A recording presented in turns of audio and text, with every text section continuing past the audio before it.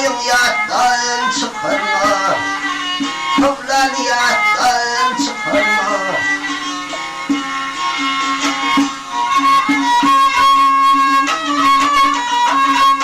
Bir turun halal işlerin, halal nanın dişlerin,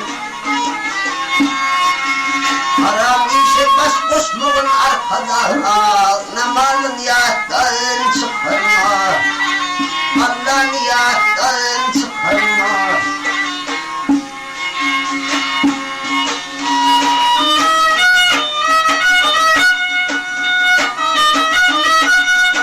Ahay Hudayımdan korku korku, seher turup bu yaş döküp yar yar yar yar yar yar yar yar yar yar yar yar.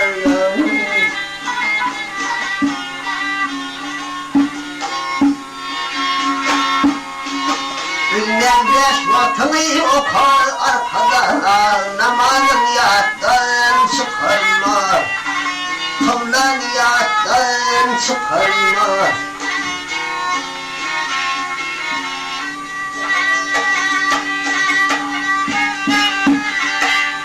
Nokta taşı har saklama, onu yensen o toplama.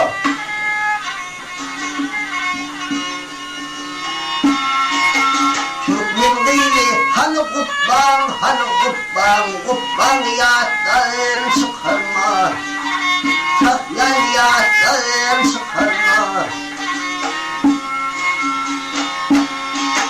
Türkmen değil, hani kutban, hani kutban, kutban yattan çıkarma, Allah yattan çıkarma.